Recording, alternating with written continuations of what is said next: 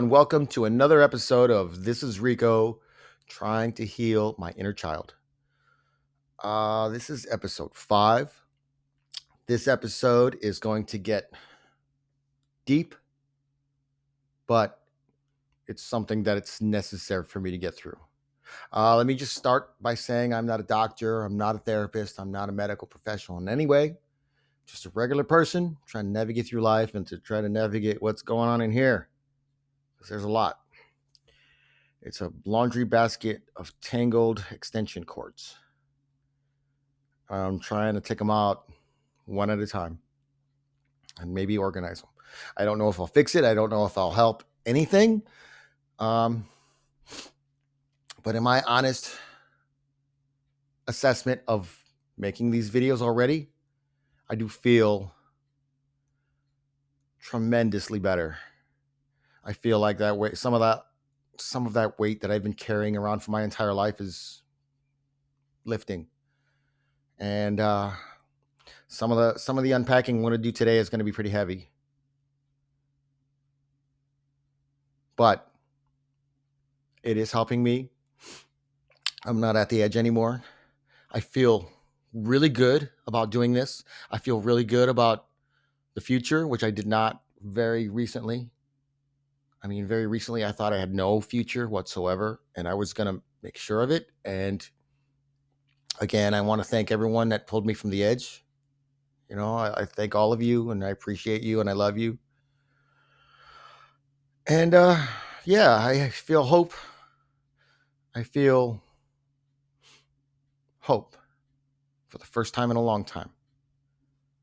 And that's enough to keep you going for another day. Plus, I have my cat. I can't believe I haven't mentioned my cat, Elvira. She's a little sweetie. She's very independent, and she likes to go sleep in other rooms. So if one of these days I'll bring her in, I'll show everyone on video. But yeah, she's kind of the queen, and she's on her throne, and she's taking a nap like she always does, which she is entitled to do because she's a cat. And she's a beautiful cat, and we have a really good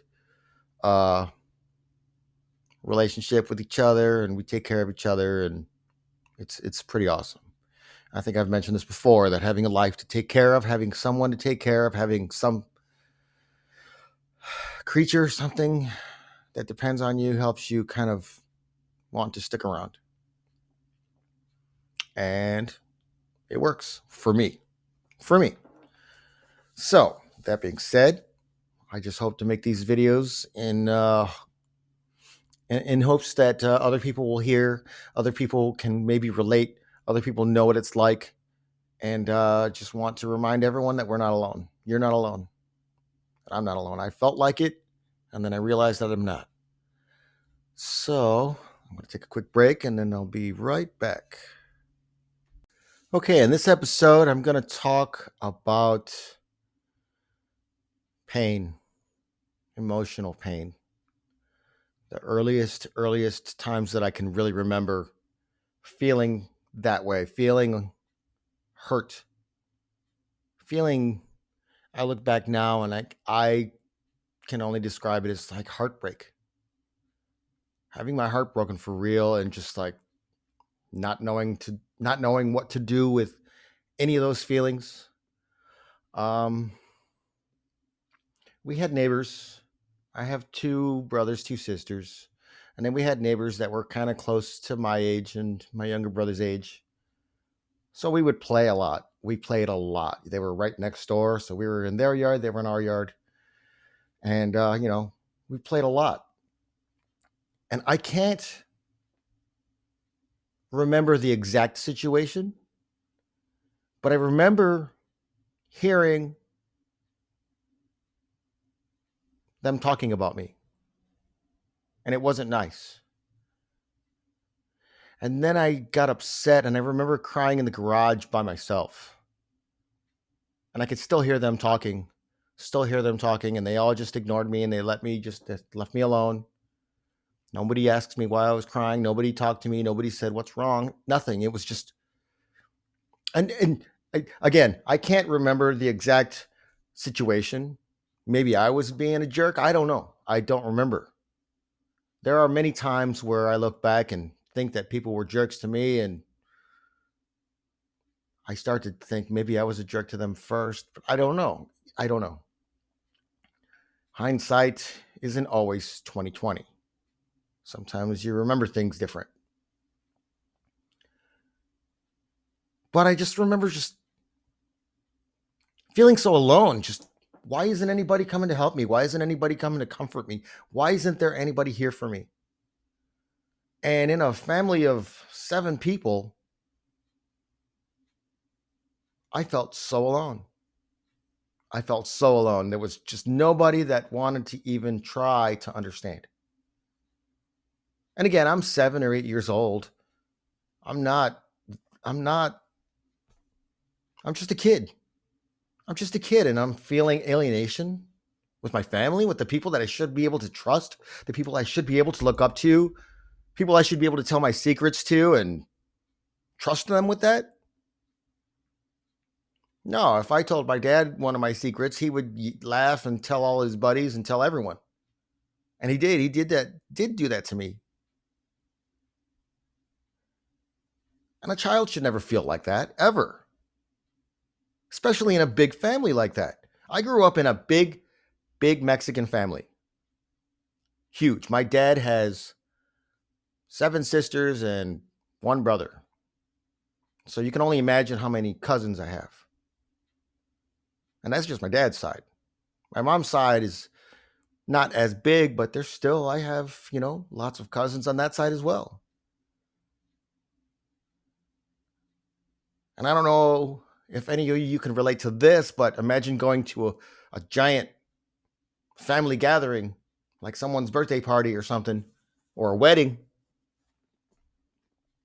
and not feeling like you belong there. You're like a stranger. I always felt like a stranger around everyone.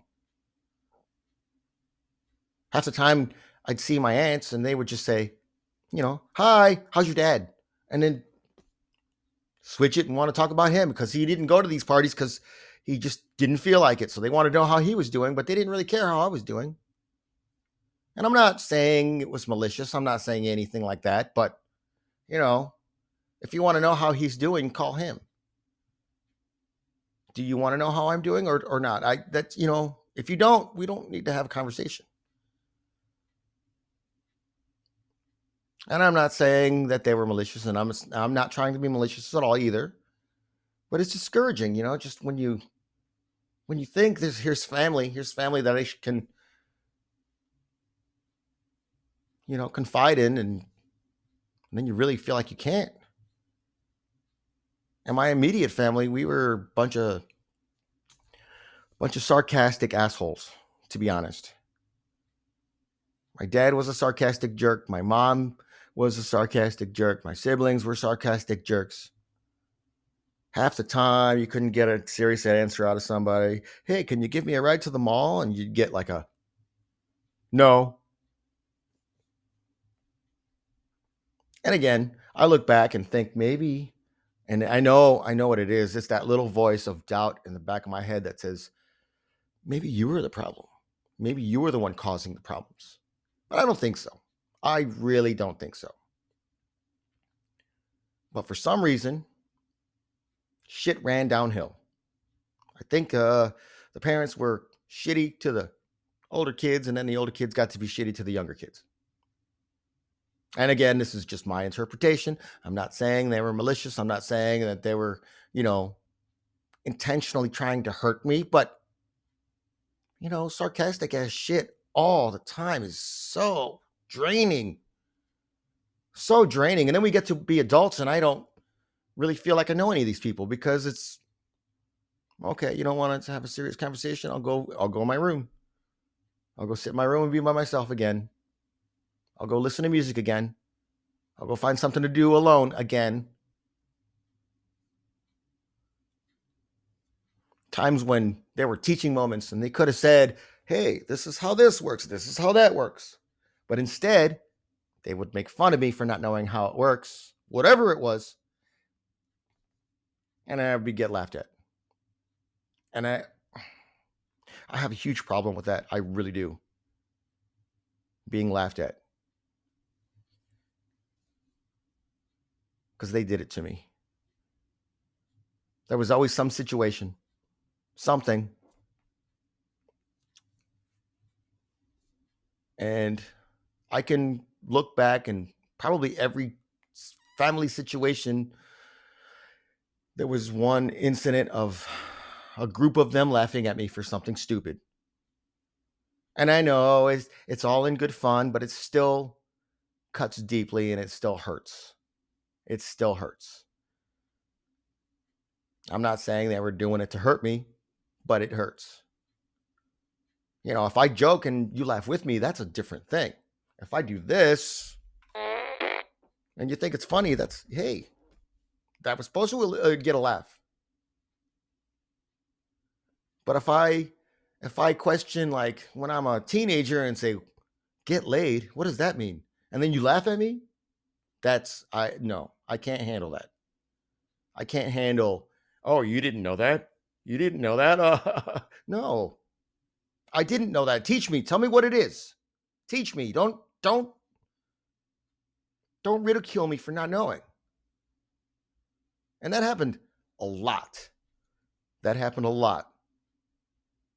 If I didn't know something, my dad, like I mentioned before, my parents used Spanish as their secret language, and they would talk to each other so that we didn't, or so that I didn't know what they were saying. And then when we'd have these big giant family gatherings, he would laugh at me for not knowing Spanish. He doesn't know Spanish. Why? Why are you laughing at me in front of everybody like this? And again, it was all he's just joking. He's just joking. But you guys, your joking is emotionally crushing for me, or it was.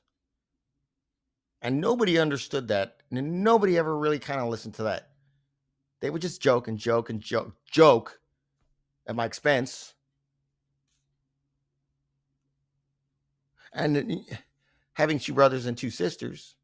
And again, I'm not saying they did this on purpose, but I always felt ganged up on. It was them two against me and them two against me. That's what it felt like. I'm not saying they did it on purpose. I'm not saying that they were being malicious, but I do know that my sisters stuck together. My brothers stuck together like best friends.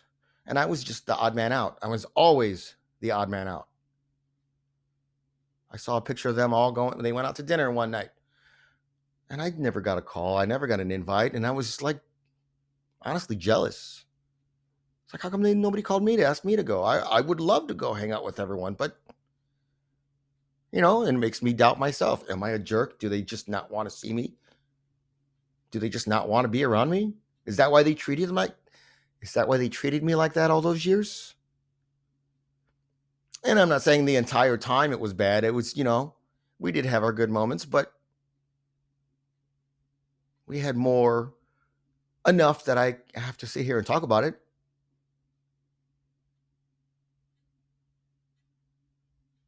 I'm going to take a quick break. I'm going to collect my thoughts and I'll be back in just a second. Okay. Yeah, I knew this one would be tough. I knew it would, but I'm just going to get right back into it. It's necessary. I have to go through this. I have to unpack it because it's just weighing me down and I can't take it anymore. So anyway, I was getting back to my immediate family. I do remember spending a lot of time alone. My older brother is 10 years older than me, so like when I was 8, he was 18. So he was going out, hanging out with his friends all weekend. And I could go downstairs into his room and listen to his records. And I'd listen to Elton John and Kiss. And it's funny because that was the stuff that my dad hated the most. And he would like reprimand me for listening to it. So I'd go downstairs and listen to it more and do it more. Whatever he didn't want me to listen to, I'd go ahead and listen to more of it. I was very defiant in that manner. Like, no, I'm going to listen to what I like. I think he kind of tried to push what he liked, but he likes old timer stuff, and I don't like that. I mean, I could listen to it, but not the way he does. I like all kinds of music. I have to have a very eclectic mix of music because my brain will get bored if I listen to the one type of music all the time. But he didn't like what I listened to, so he tried to like change it so I would listen to what he liked. I don't want to listen to that. When my boys were growing up, I would introduce them stuff that I liked, but I always encouraged them to like what they liked. You like what you like. I think you might like this, so I'm going to have you check it out, but I'm not going to force them. And if they like something I don't like, that's how it is. They were listening to EDM when they were younger. And, it was okay. I don't choose to listen to that kind of music, but I encouraged them to like what they like. I encourage them, hey, if that's what moves your soul, then do it. Then listen to it and make yourself happy. I never really had that encouragement. I never had, hey, do what you love. Everybody treated me like I was dumb. They all treated me like I was just gonna be some lackey working in the mill. I was gonna be a heavy lifter or a ditch digger, something like that. Something, stupid for stupid people. That's what I kind of pictured. My dad was always pushing me to go to the army. He was always pushing me to go work at the mill. I don't want to do that. That's not me. That's boring. But getting back to listening to the music, I just went to escape. I went to get away from everybody because they were annoying as shit. So I'm going to go listen to music. I'm going to go listen to some AC/DC.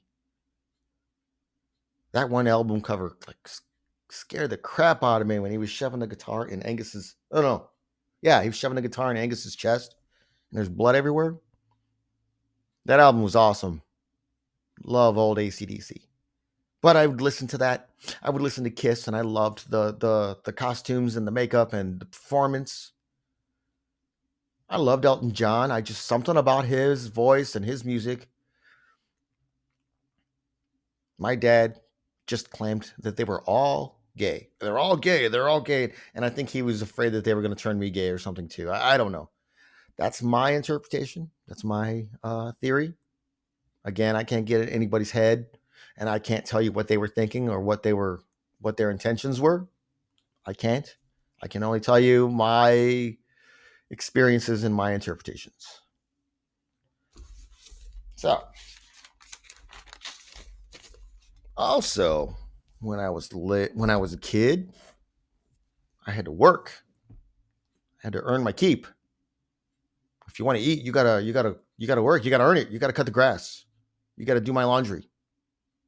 And that's what they did. They made sure we did the chores. Had to shake the rugs. Had to clean the garage, clean the basement. The smell of pine sol still makes me nauseous from that. I could smell just a little bit, and it'll give me an instant flashback to cleaning that stupid basement. The basement was cool at that house because I eventually moved my room downstairs and I had more space. When I was upstairs in the bedroom, it was just a bedroom and it's small. But when I moved downstairs, I had my bed, I had like 2 couches, I had my TV. My TV stand was the fireplace. I put the TV inside the fireplace. I thought that was pretty cool. Christmas time, we'd put the fireplace video on. And I liked it. I could get away. Get away from everybody, go down to my room in the dungeon. I think that's why I have a love for like dungeons and dark places and basements and boiler rooms and stuff like that. It was like I was Harry Potter living under the stairs, except under the stairs was like huge, like a big room. But yeah, I had to work. As soon as I could push a lawnmower, I had to push that lawnmower. As soon as I could wash my own clothes, I had to wash my dad's clothes too. I had to earn my keep. And if it wasn't done to his liking, then you would get reprimanded. I would do all this stuff and still get yelled at for something because it wasn't perfect. Something. He was always upset with something. Never could just be satisfied and say, yeah, that looks good. No, it could be better. It was always, it could be better. You could do better. You could do better. And by the time I turned 13, I ran away from home. I didn't make it very far, but I ran away from home. I had enough. My dad had a saying, and he would say it all the time: in by 10, out by 18. In by 10, out by 18. Meaning, if you go out, you have to be home by 10 p.m., but once you hit 18, you got to get the hell out of here. And he meant it too, because he said it a lot. And when I turned 18, he jokingly changed it to in by 10, out by 21. And it's like, do you not want me here? Am I not welcome here? Am I overstaying my welcome? Because I'd like to know. I'd like to know, to be completely crystal clear, what this is. Because if you want me gone, just tell me and I'll go. Just tell me. Don't treat me like garbage and then wait for me to leave and expect me to leave because you say so. You know, it was like my whole existence was a burden. And that's what it felt like. Again, I'm not saying that's what they were thinking or that's what they were doing, but that's what it felt like to me. Like I was just a burden. I was just a bother. Every time I needed money for school, it was every time I needed money for something, anything, it was, always attitude. Like I didn't deserve the money that it took for me to do certain things. Like I wasn't deserving of it. But when I okay, before I get to that, there was always joking and ridicule. I guess they're the same thing. But never really a nice word about anything. Especially the old man. He would always make fun of my hair, my appearance, my face, my weight. I was under a microscope and he tore me apart. I ate Mexican food all the time, so I was a little bit chubby. He made fun of that. I had acne as a teenager. He made fun of that. He would show pictures, a picture of me, and you could see on the side of my thigh where the stitching is kind of being pulled. And he would show me that picture and say, look at that, look at that, look at that, over and over, over and over. Like he wanted me to just kind of like laugh with him, but he was laughing at me. He wasn't laughing with me. He was making fun of me and he was laughing at me. And then when I would get mad that he was making fun of me, then he would blow up and he would punish me, and that was the end of it. And he took advantage of that. He took advantage of all of that. I was just vulnerable and alone. And the one father figure that I should be looking up to is the one that is tearing me down, the one that is pushing his thumb down into my face. And I don't know what I ever did to the old man. I didn't do nothing to him. Maybe his old man treated him like that. Maybe Wilito treated him like that. I don't know. He never really talked about it. He was a macho man. He was a macho man. Seriously, he called himself that a lot. He's a macho man. So he liked to make fun of women. He liked to make fun of minorities, other minorities. He liked that. He liked having control over some people, namely, his kids. And he was very controlling. He could go out and do what he wanted, but I couldn't. Do as the king says, not as the king does. You know, he could go out and get drunk and come home tanked. But if I go out and had a couple beers when I was older, then he would start having these talks with me about, you got to control yourself, blah, blah, blah. But he didn't. He didn't. He did what he wanted.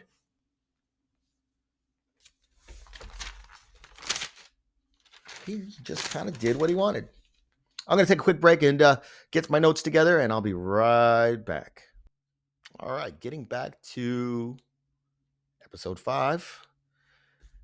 And I knew this one would be tough, but necessary. Excuse me. So I want to talk about running away from home when I was 13. Now, I had touched down before on the one time when I was like 10, and my dad flipped out on me for the first time. It's the first time I remember him just flipping out on me. When he sat at the head of the table and the fridge was 2 feet behind him, and he could literally reach it without even getting up. And he would call me in from the other room and tell me to get him a beer. And when I asked him, the beer's right there, why can't you get it? Just a simple question, why can't you get it? And he flipped out and just exploded, telling me it was his house and it's his rules. And excuse me, he was just a volcano.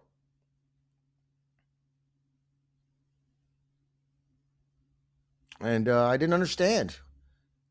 I didn't understand why I was being talked to in that manner, why I was being yelled at, why I was being punished for asking a question. Why can't you get your own beer? Why can't you get your own beer? That's,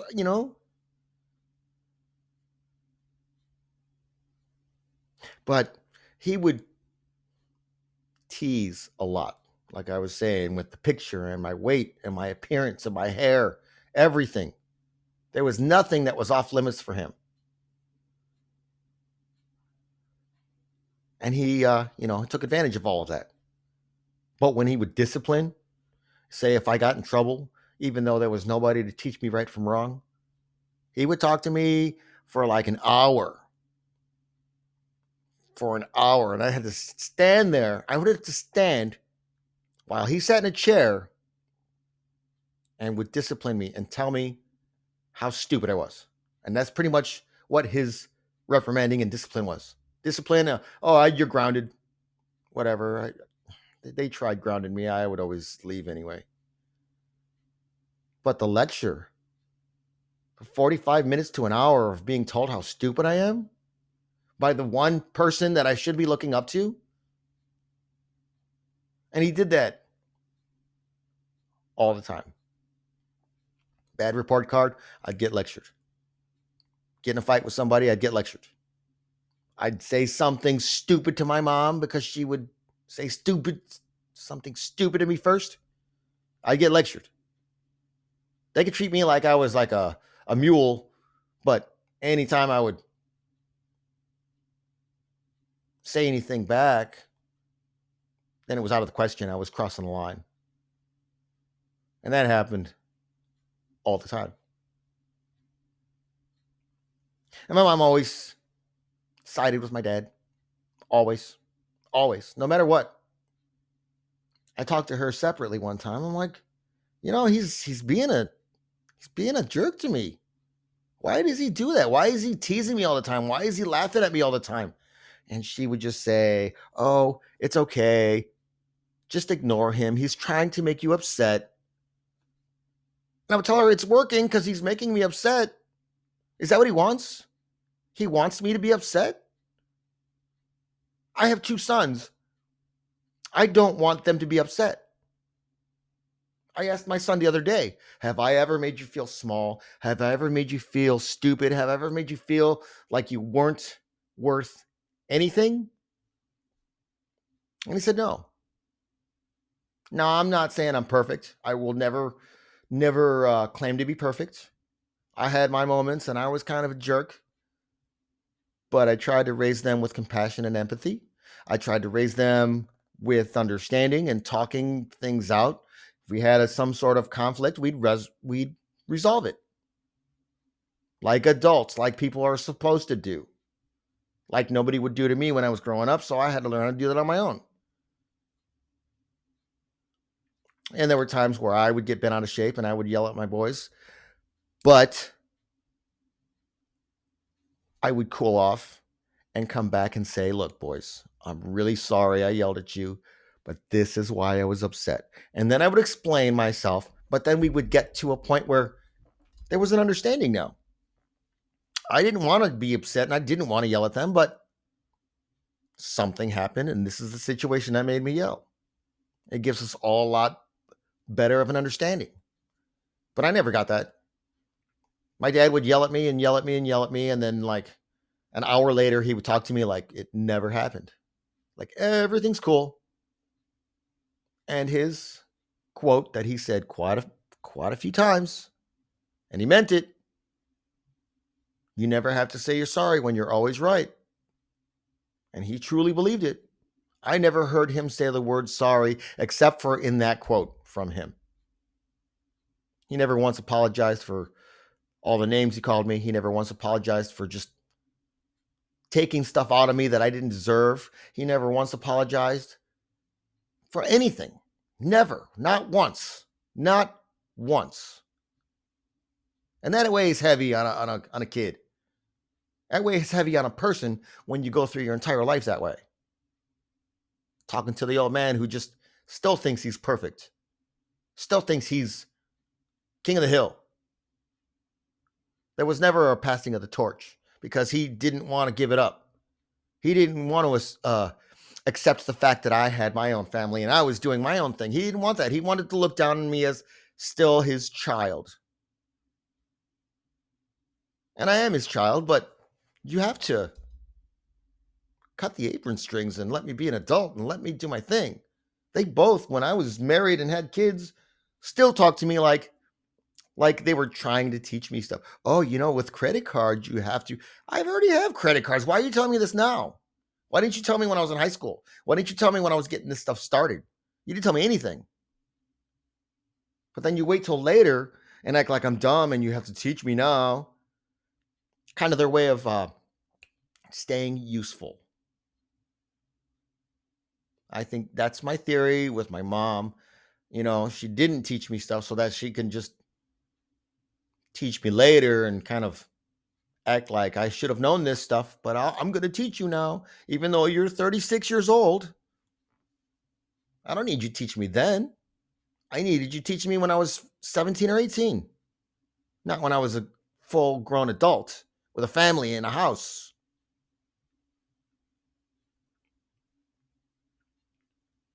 And I was, my mom just, another theory is that my mom was just afraid of him because he was prone to outbursts. He had a very short temper, very short. I've seen it. I've seen him just like blow up over somebody saying something stupid. Just joking. People just joking. And he would just get all bent out of shape. I made a joke with him one time. Simple. He was 72. I was 36. And I made a joke to him, just kind of said, hey, when I was younger, I thought I could take you, but now I know I could take you. And I was just kidding. And we laughed. And then later on that evening, my mom called and gave me a scolding. You shouldn't say that. You shouldn't say that to your father. Why? My entire life, he joked at me and made fun of me. Why can't I joke with him? Make fun of him a little bit. No, he got his feelings hurt. And he made her call me to make sure that I knew that he got his feelings hurt. And that's rough because not once have I ever had my feelings hurt and somebody talked to me about it. I ran away from home at 13. Nobody ever asked me about it. Nobody ever said, why did you do it? Nobody ever said, what's happening? What caused you to do that? Nobody. What did they do? After I did that, my mom would pick me up from school, or when I'd get home from school, I had to change my clothes, and I'm 13, had to change my clothes and go to the stupid body shop where my dad worked and be his helper because she didn't want to deal with me. Instead of talking to me and understanding, she just shipped me off to make me go help him. That's why I pay people to change my oil. I don't want to do that shit. He discouraged me from working on cars because he just forced me to be his free labor. She didn't want to deal with me. Neither one of them talked to me ever. I was just there to be a helper. And then I come home after helping him and I have to do my homework and then go to bed, lather, rinse, repeat. If my son ran away from home, I would want to know why he ran away from home. I wouldn't just ship him off to somewhere else and say, okay, well, if this is how you feel, you're going to go to work. That was rough. I'm 13 years old. I'm 13 and I'm walking down the street with a backpack thinking I'm never coming back. My mistake? Well, I don't want to call it a mistake, but I made it to a friend's house and I felt compelled to tell somebody that I was leaving. And when I told him, he told his dad and they said, hey, wait, hold on. And then they talked to me for a little while. And then my dad came and picked me up. Now, here's the kicker. Here's the part that really, really was weird, was that this was another Mexican family that I had gone to. So when my dad showed up to pick me up, him and my friend's dad became instant best friends, and they decided they were going to drink a bunch of beer and do some shots and sit and talk and laugh and have a great time while I sat on the couch waiting with my backpack after I just ran away from home. Now I got to wait for the old man because he's going to have a party with this my friend's old man while they're drinking. So I had to sit on the couch and wait and wait and wait. And then he got all hammered, took me home. Nobody said a goddamn word to me. And then I was just treated like that kid that lives in our house. I wasn't never anybody's favorite. Again, I say all the time that the younger brother, who's the baby or the youngest, he was mom's favorite. And the oldest was dad's favorite. And I've confronted them about this because it's so obvious, but they always deny it. They always deny it.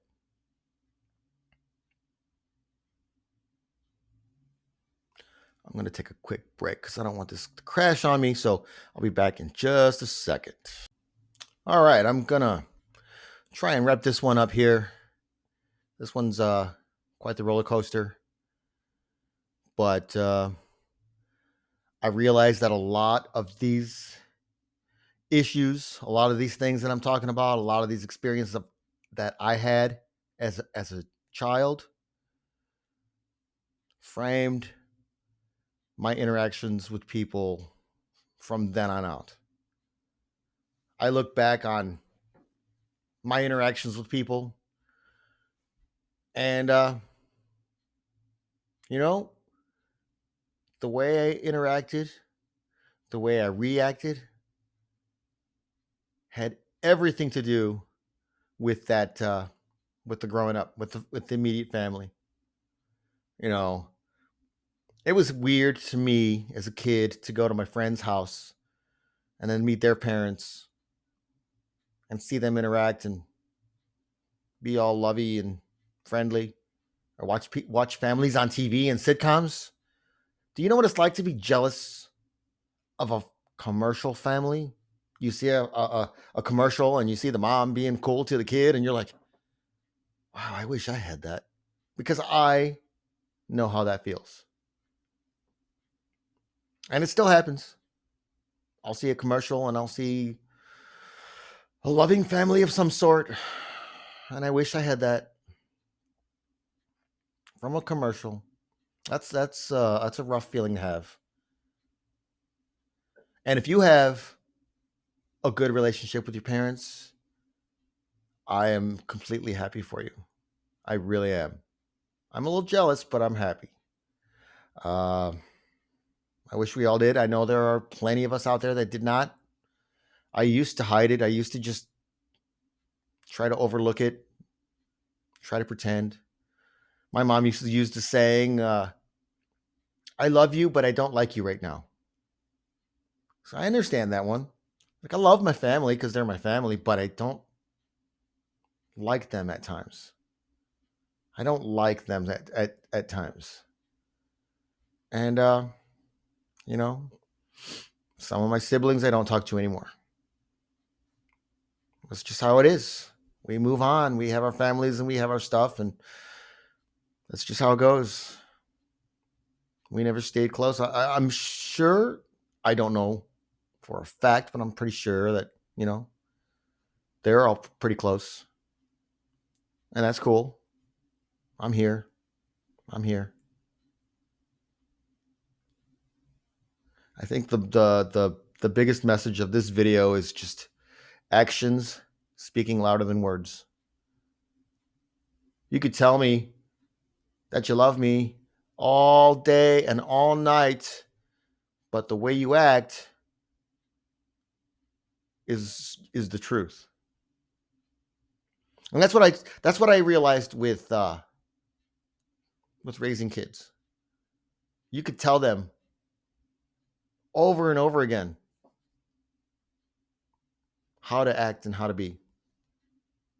But ultimately, they're going to watch you. They're going to watch how you act. And they're going to mimic that more than anything that you could tell them to do. If you raise your kids being a stupid idiot, more than likely, you're going to have a kid who's a stupid idiot as well. Not always. And I'm not being stereotypical on anything at all. These are experiences I've seen in for myself. I've seen the stupid idiot raise the stupid idiot. I've seen the compassionate parents raise the compassionate child. And it's,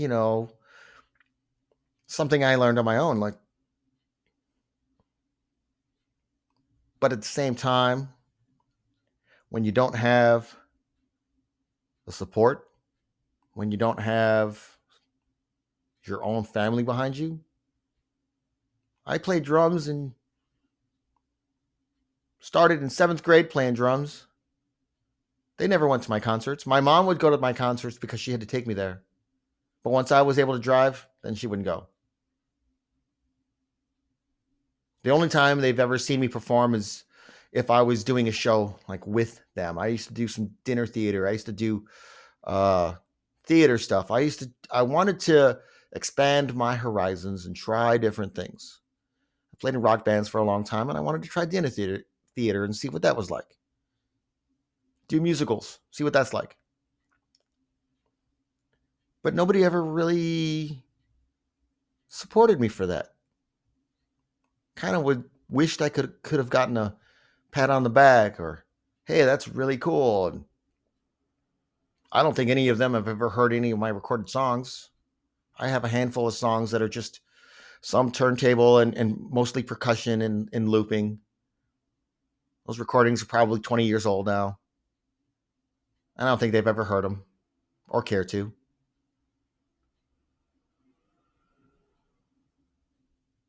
I knew this episode would be rough. But this is the beginning. This is the beginning. The alienation, being left out, being ignored, feeling like the extra kid.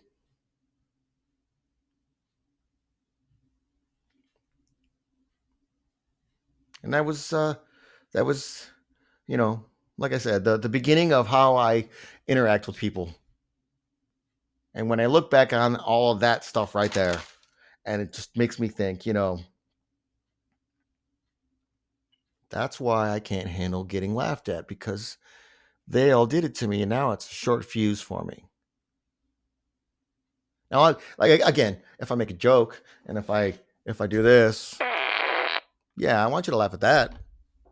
Or if I tell you a joke about, let's see, what do I have written down here? I was trying to do some stand up, and I did a joke on dying, on death, I should say, and your forever outfit. Did you know that? Forever outfit. When whatever clothes you're wearing when you die, those are your clothes for forever. So if you're like at a Halloween costume party and you're wearing a hot dog costume and you happen to die in that hot dog costume, that's your forever outfit. Your death outfit is your forever outfit. Everyone knows that. That's my that would that's my little joke. I also think, like, what happens if you die in the shower? Are you going to be naked for forever? You're going to be like wet and soapy for eternity? Who knows? I don't know. Stuff I think about. Stuff that goes on in my head when I have a lot of time to myself. And right now I have a lot of time to myself. So, to wrap things up, I am not trying to badmouth anybody in my family. I do love them. They are my family. But growing up with them as just people, they were just not easy to get along with. Not easy for me. And those are my experiences and those were my feelings. And that's how I felt at the time. All of those experiences are going to shape who I am for a little while, for a long while. Those are going to make me into somebody else. When you're not free to be yourself, so you try to conform and you try to be somebody else for them. That's not fair. And I did that so much. Well, the rough part of that too is when you compromise yourself to try to make somebody else comfortable, and they still don't care, and they still don't notice, and they still don't acknowledge, and makes me realize, just be yourself. If they don't like you for being yourself, you at least were yourself. It's rough when you change yourself for somebody else and they don't like that either. Might as well be true to yourself. Don't give a shit what anybody else thinks. And that's taken me my whole life to figure that out too. Now that I'm older, I don't care what other people think. I mentioned before, my dad cared what strangers thought more than he cared about what I thought. He didn't want them to think I was a weirdo with long hair because it would reflect on him. We'd sit on the porch and people would drive by and he would say, "I bet those people think we have money." And I would say, why does it matter what they think? I don't care what those people think. They're driving by. They're already gone. Who cares?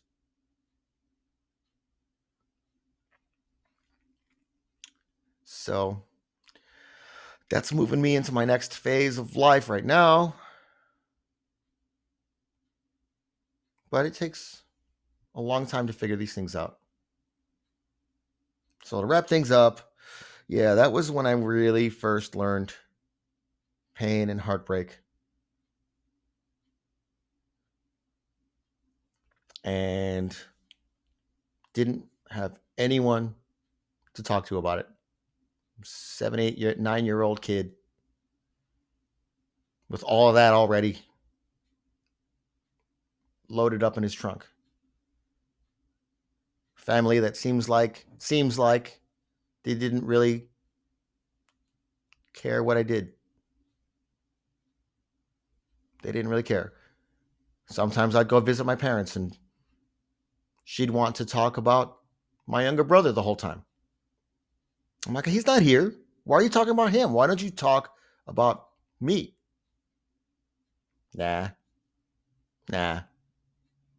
No, I figured you want to know what he was doing. I don't.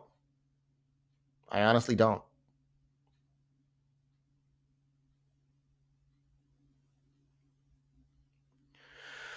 So I'm going to wrap this video up. I'm going to say that I'm in kind of a tight spot financially. So if anybody would like to support this channel and support me and keep things going, any kind of donations would be appreciated. And I appreciate your support. I love you guys, and I ask you again to please watch, like, share, subscribe. Share as much as you can. Somebody out there is going to hear my story and they're going to relate. Somebody's going to know. And I can't claim to help anyone. I can't help to be a healing voice. All I can do is tell my story and let you know that you're not alone and I'm not alone. We're not alone. We got each other in this. So with that, I'm going to end this video and hope you all a very good day, and I will see you again very, very soon.